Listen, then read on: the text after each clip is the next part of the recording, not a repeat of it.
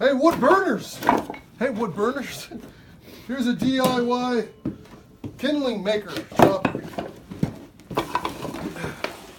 This is spruce. Obviously it's dry. No problem, works great. Here's a piece of 2x6 with a knot in it. So you can do the 2x6, there's 2x2, there's a dog. So if you're really in a pinch, and you need some kindling,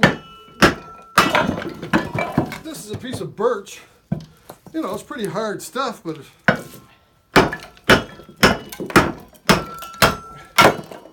there you go. So it's a great way to. What do you think, Chico? Oh, Chico thinks it's great. Anyway, I'm making these things. If anybody's interested, you can put an order in. Make kindling out of anything and save your fingers too.